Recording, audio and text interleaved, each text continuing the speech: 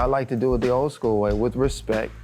I can take things and put them together and take them apart and make them better and put them back together. I respect the craft, so I don't want to minimize and disrespect the value of each step of the craft and do by machine what should be done by hand. I've made a career out of making colorful clothes. Like, I'm a grown man that makes colorful clothes. You know? These clothes look so playful and easy, but it's such an intricate process. And I want people to know that this is what it is. This is luxury. This is luxury athleisure. For many generations, African-American designers have not been included within the conversation of high fashion or considered high fashion. In recent years, we see that emergence in that movement to really kind of put Black designers on that same level that we have cared for European designers in that way. With Black designers, their work is just as critical, just as artistic as any European or white designer or non-Black designer.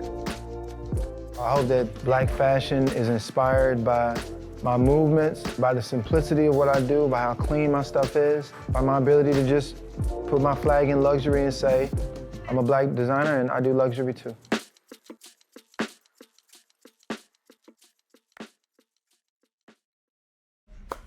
Hello, my name is Fresh. I'm the creator, I'm the CEO, creative director for luxury label Rich Fresh.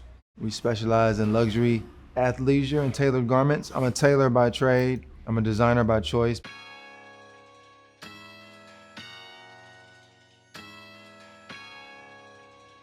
We're downtown in the garment district, you know, close proximity to where everything is.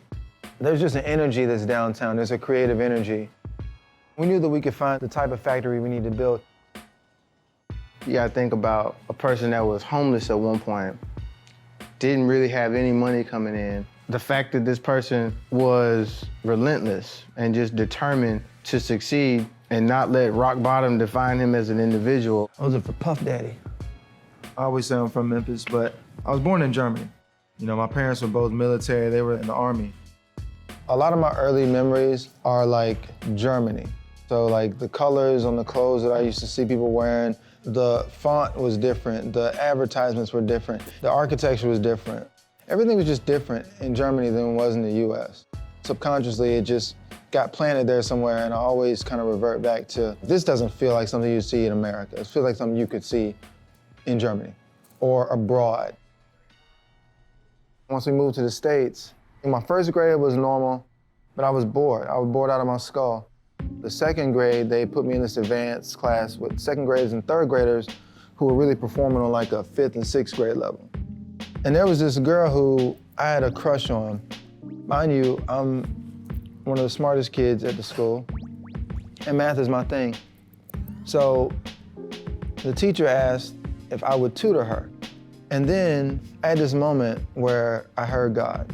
And I have this thing from time to time where I hear the voice of reason that said, you're doing this all wrong. She has a higher purpose. She has information that you need to acquire. So the first day of tutoring, as soon as we sat down, I just looked her right in the face and like, you need to know math. I'm very, very, very good at this. I got you. I suck at girls. How about we do an exchange? I'll teach you this, you teach me that. She was like, honestly, it's the way you dress. Like, I think if you dress different, girls would like you. Like, you dress like a kid.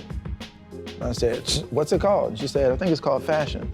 I said, all right, well, let me see what this fashion thing does. Appreciate you, bro. First thing I do is I meet with the client. Ellis. All right, man, all right. I take their measurements. 39, 44 3/4, 27 1/2, 22, track jacket length at a 26 1/2, skin ankle at an 11 1/2.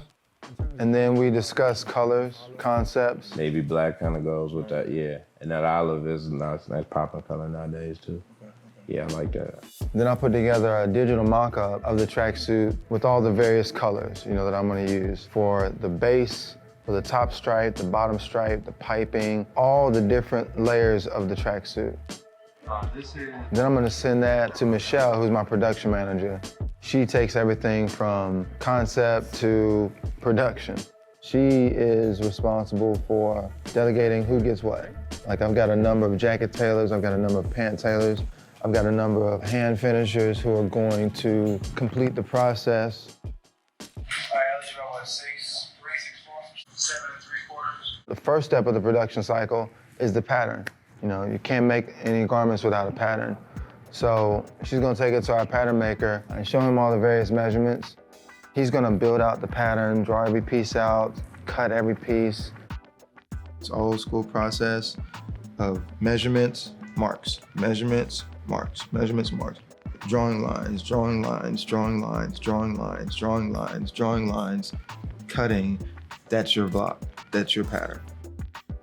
So the pattern has to get transferred to the garment, and oftentimes it'll just get laid on top. Tailors are so precise, they don't even need to pin it. And then from there, you gotta cut out the fabric. It's a special grade of neoprene, more water repellent, it's a little bit more dense, it's a lighter weight. You know, it absorbs colors really well, and it has a nice sheen to it, you know, it looks really luxurious. My senior year in high school, I was like, I'm gonna take home ec just to see if there's anything else I can learn. My teacher was out. We had another teacher who came in to instruct, but they couldn't sew. So I volunteered to be that person because I could sew better than anyone else in the class. The kids would call me Ralph. They would call me Tommy because, you know, it's Tommy Hilfiger was Ralph Lauren. My brother Chase, he used to dress real rough. Camouflage pants, oversized, and I always saw how he got dealt with. And so one day I was like, hey bro, we gotta switch that up. The first moment I knew there was like something different, like other than the rest of the kids that were playing basketball and tennis and baseball in the neighborhood, was this dude made a pair of moccasins and then took them to school and was like selling them to kids, and actually taking orders. So I started like dressing them, you know, styling them, like the whole thing from head to toe. You're gonna get your hair cut, when I get my hair cut, we're gonna do this, boom, boom, boom. And so I saw his image shift. He was perceived differently.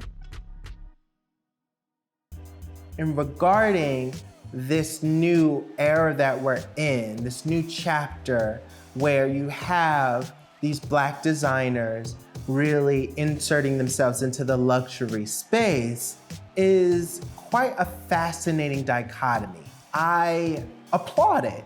They're really kind of building on the shoulders of African-American designers who couldn't really stay there for a long time and have long-standing power. Zelda Wynn Valdez, very much known in the Harlem realm of dressmaking and in New York fashion, specifically Uptown. She was credited with manufacturing the Playboy costume, kind of a heralding figure within fashion and for African Americans, because really she was a part of several organizations that really mobilized around the education of African Americans within dressmaking and within the garment industry, and giving them new opportunities that most people weren't even thinking. You have Stephen Burrows in the 1970s, who rose to fame with one of the most notorious fashion events on this side of the pond, the Battle of Versailles in 1973 that took place at the Palace of Versailles, where you had the American designers pitted against the French designers. Stephen Burrows was the only Black designer present. A lot of things happened within his journey, some things that were out of his control. You have to chalk it up to the system of fashion that didn't allow him the standing power that someone like Ralph Lauren had. Everything is custom, everything is so specific. We don't have an assembly line system. When it touches a tailor, it finishes with that tailor. The pattern maker is also cutting the fabric. So he's gonna cut the block that's gonna be the trouser, he's gonna cut the block that's gonna be the jacket. There are a number of steps that go into it. We've got to assemble the sleeve panel. This sleeve is a 2-panel sleeve. So this is 2 different pieces that have to be sewn together. We need to top stitch just to reinforce the outer seam on the sleeve. We've got a chest panel, which takes into account each of the track stripes. We've got a pocket that's cut into the lower panel on each side, but again, this pocket is cut through the stripes. They've got to put each of these pieces together very specifically. We've got our collar assembly, the outer collar. We've got our inner collar assembly. The back has to be assembled, so, you know, all the stripes have to be built into the back panel as well. There, the zipper assembly with the zipper facing is built in. all the final touches before it makes its way to hand finishing. I got married young, I got divorced young, but I got married when I was 20, so now I'm 21, I'm starting this new business, doing alterations, because this is the only thing I really knew how to do. And I figured, the goal is to get volume. I need to get money. I started my first business maybe 6 months later, doing alterations for dry cleaners. 2 years, I had it and then I closed it, which was a traumatic experience. But then I noticed a cool thing. People started calling me, not for the cleaning, but for the tailoring. They were like, hey man, sorry to hear about your cleaners, but can you still alter this suit? I really love the way you did this, that, and the other. So I was like, I'm gonna position myself as a concierge tailor, and I'm gonna just travel to people.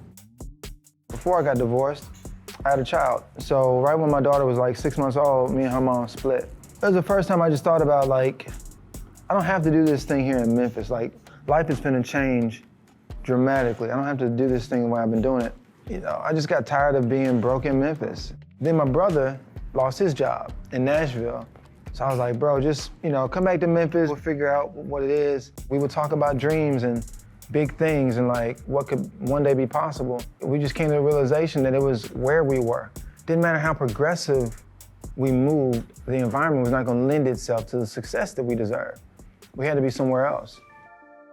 Let's go to the West Coast. We hopped in the car and we just drove for 3 days across the country. Landed in San Diego, started up the old business doing alterations for dry cleaners. And then, disaster struck. Our parents got divorced right when my daughter was born. So up to that point, my dad had never even seen my daughter. And then out of nowhere, we get a call that he's in the hospital and it's bad, and he dies at 52. Just out of nowhere.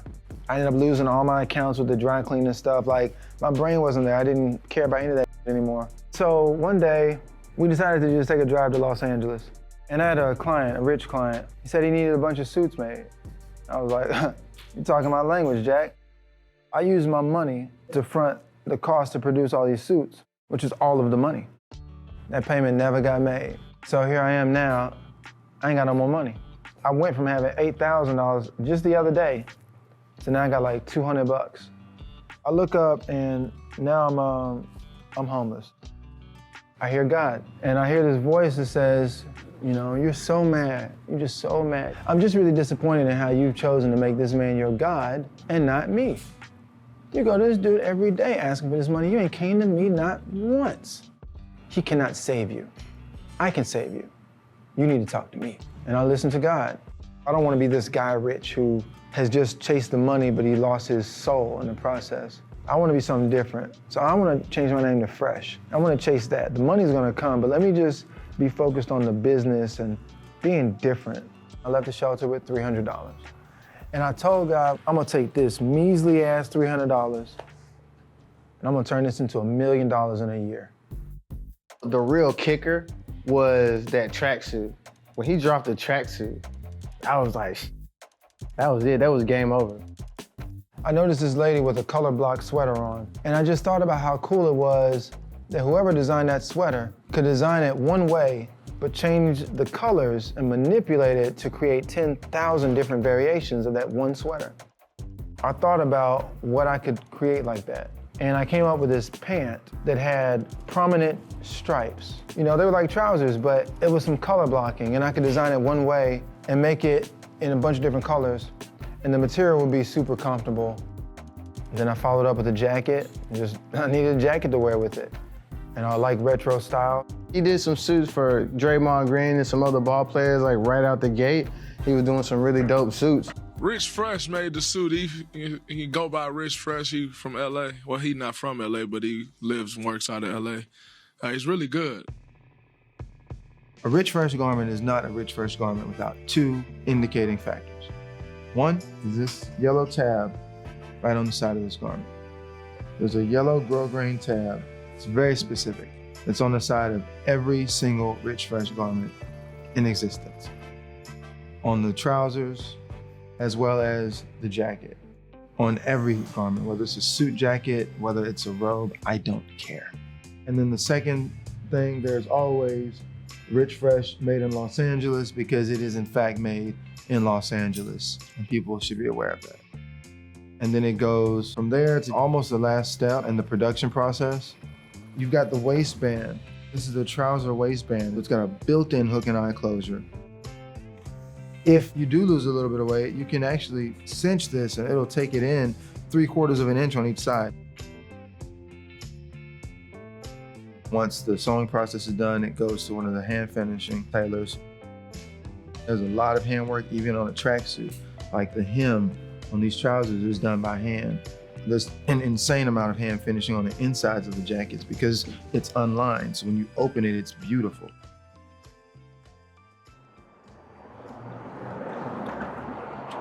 Yeah, what's good? What's good? What's good, man? Oh man, appreciate you. Absolutely, absolutely. Once I'm presenting the suit to the client, it's a full-on presentation. So it's a very minimal garment bag. You don't know what to expect. I kind of like that element of surprise. You didn't see it all, did you? No. Great, great, great. Remember what we discussed? Yes. I'm from Memphis. I'm gonna say something slick. What did we discuss? With the navy blue with the black, Ooh, and then what else? little olive. Ooh, is that true? Is that what you think? And then I'm gonna open it, and the client's usually gonna scream Ooh.